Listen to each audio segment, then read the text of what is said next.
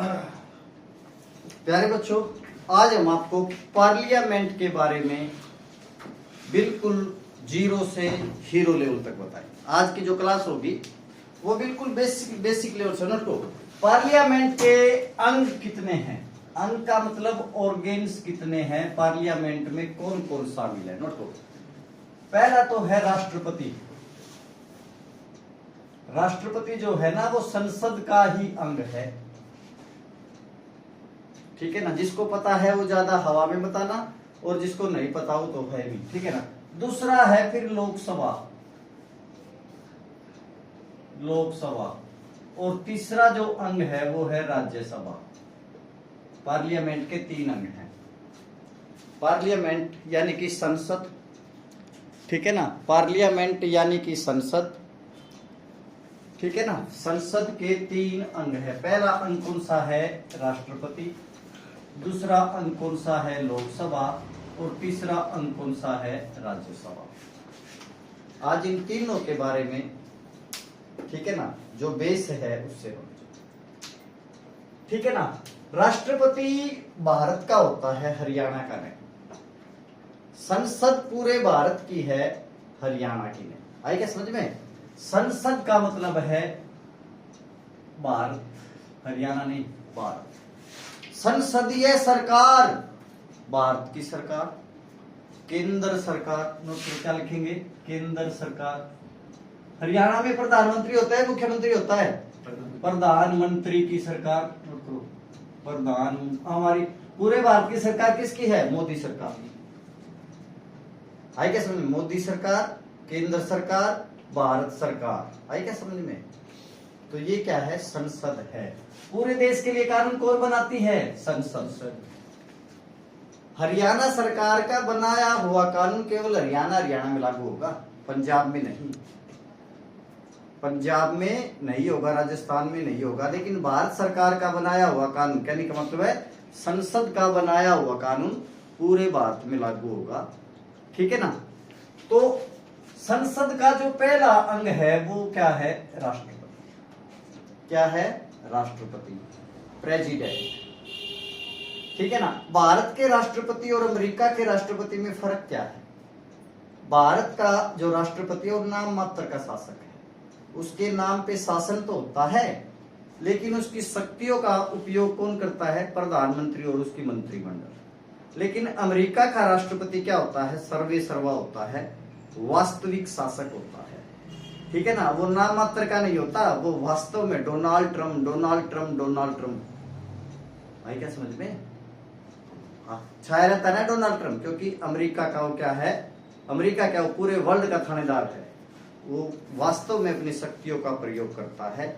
लेकिन भारत का जो राष्ट्रपति है वो क्या होता है, नाम मात्र का शासक होता है, ठीक है ना। आपने सुना होगा कि अमेरिका में जो सरकार है ना वो अध्यक्षात्मक सरकार है, प्रेसिडेंशियल गवर्नमेंट है। आई क्या समझ में, यानी कि राष्ट्रपति वास्तविक शासक है। लेकिन भारत में कैसी सरकार है, संसदीय सरकार, जिसमें राष्ट्रपति नाम मात्र का शासक होता है। संसदीय सरकार में राष्ट्रपति होता तो है, लेकिन नाम मात्र का शासक होता है।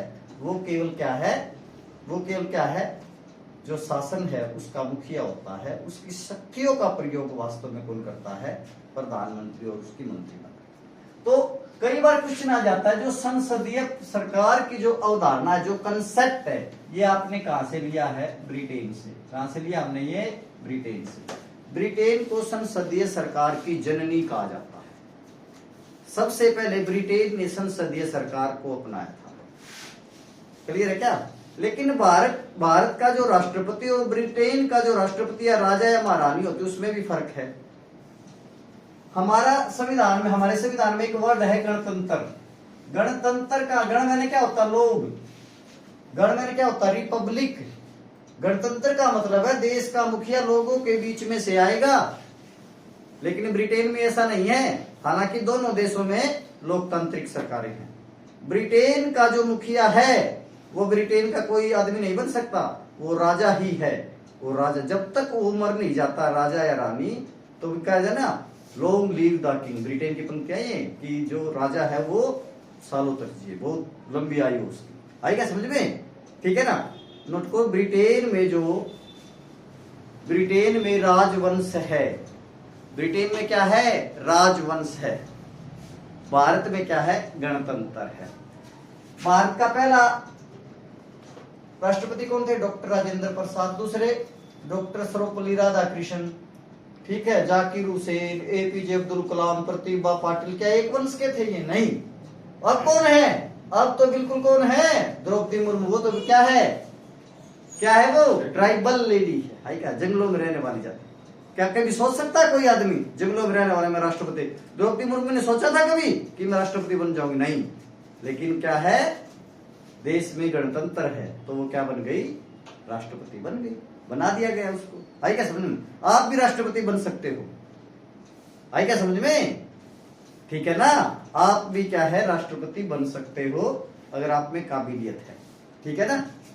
आई नहीं समझ में? तो गणतंत्र और राजवंश में समझ गए ना? राजवंश जब राजा वंश के आधार पे राजा का पुत्र या पुत्री ही राजा बने, वहां पे कौन सा होगा?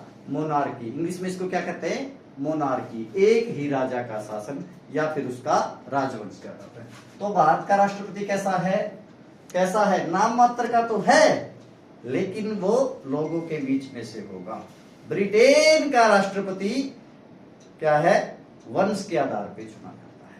तभी तो ब्रिटेन में एक एक राष्ट्रपति कई तो 40-50 साल तक रह जाते हैं, क्योंकि अगर कोई राष्ट्र वहां पे राजा बन गया 20 साल की एज में, तो जब वो गुजर गया 80 की एज में, तो कहते ना रानी का शासन 60-70 साल चला, वो ऐसे ही चला। आई क्या समझ?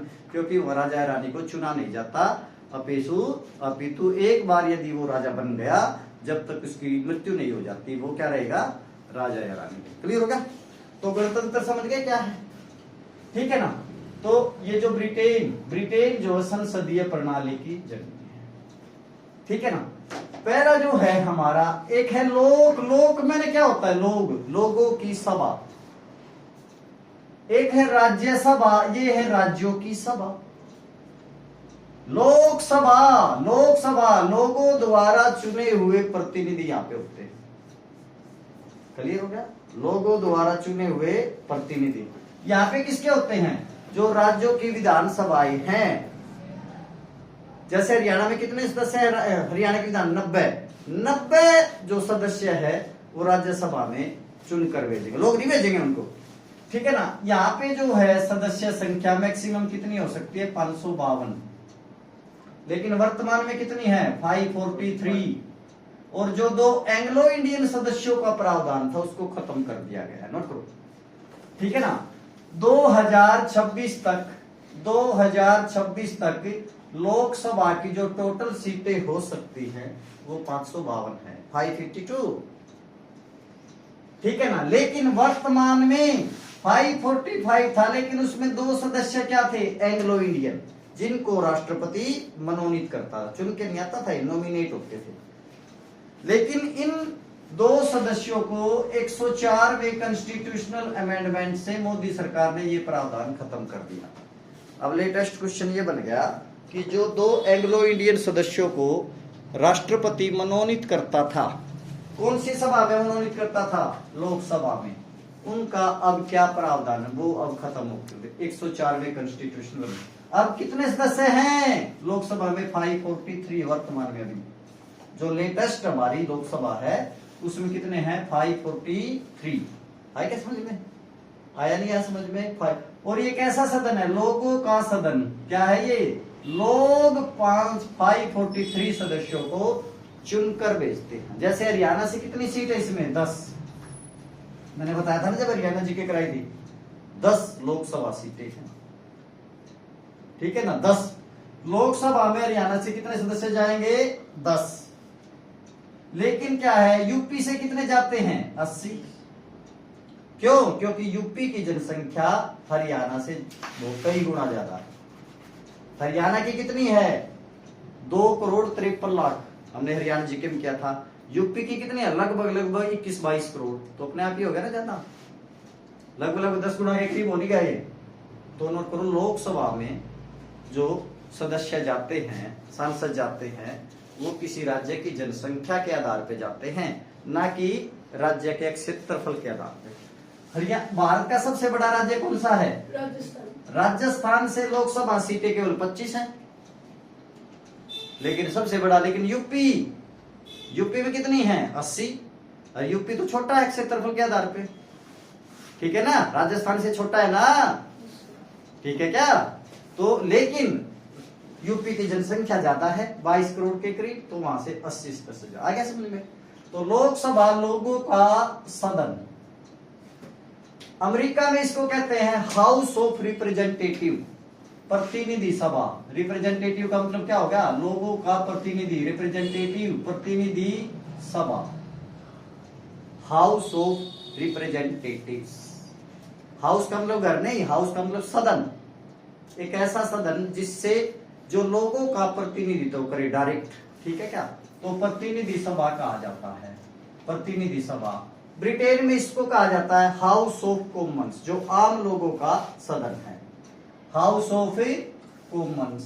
क्या कहा जाता है ब्रिटेन में? हाउस ऑफ कॉमन्स, यानी कि आम लोगों का सदन, साधारण लोग जिसमें अपने सदस्य चुन के बचे। क्लियर हो गया?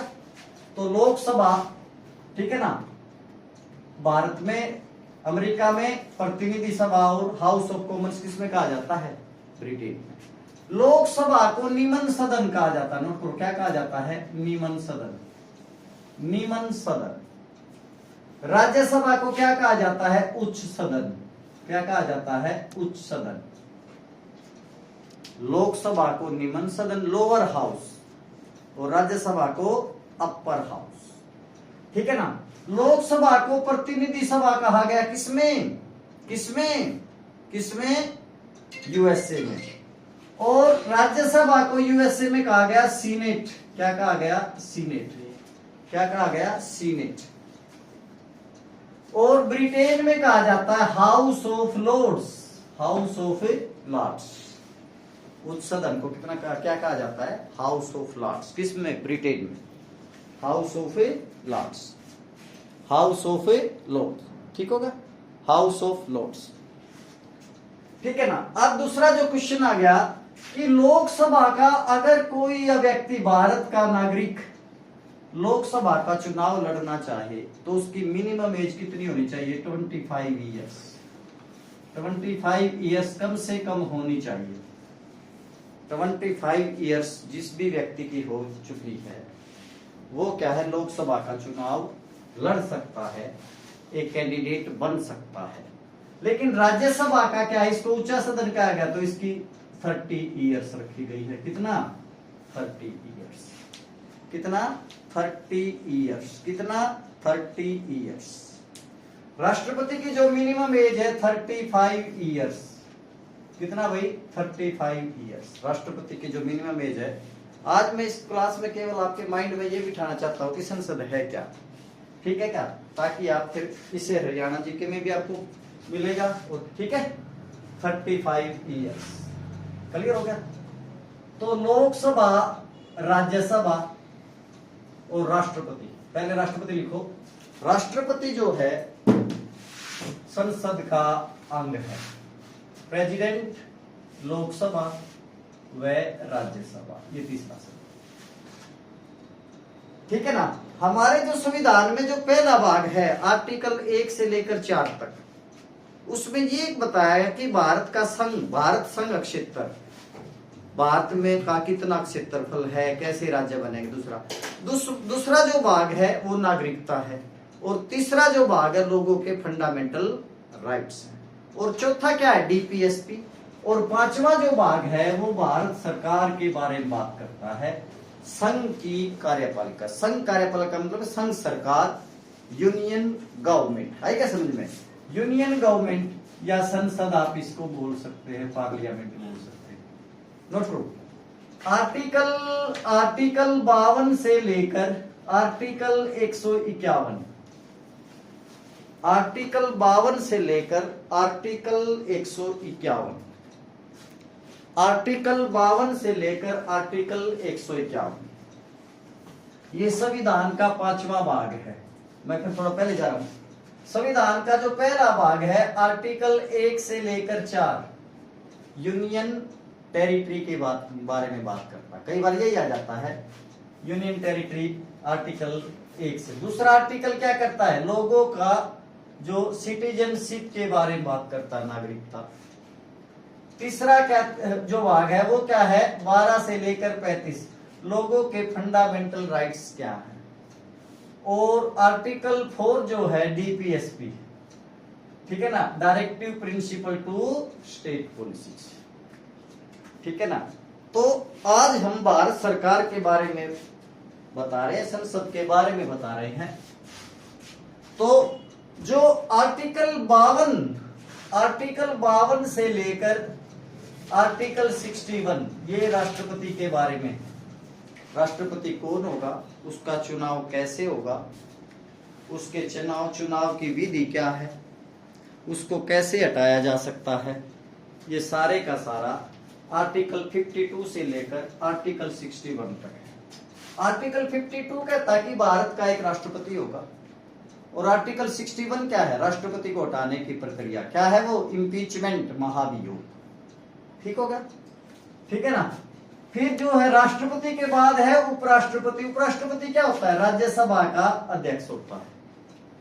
उपराष्ट्रपति का वर्णन है 63 से लेकर 69 तक। कई बार क्वेश्चन आ जाता है, ऐसा कौन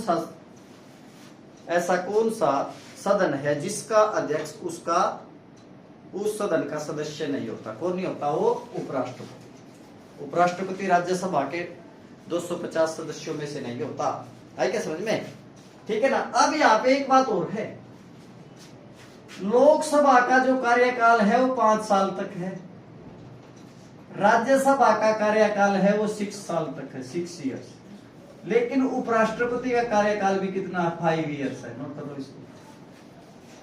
ऐसा कौन सा सदन है जिसके सदस्यों का कार्यकाल तो 5 वर्ष है, लेकिन उसके अध्यक्ष का कार्यकाल कितना, उसके सदस्यों का कार्यकाल कितना, 6 वर्ष, ठीक है ना, और उसके अध्यक्ष का कार्यकाल कितना है, 5 साल, वो भी क्या है, राज्यसभा है।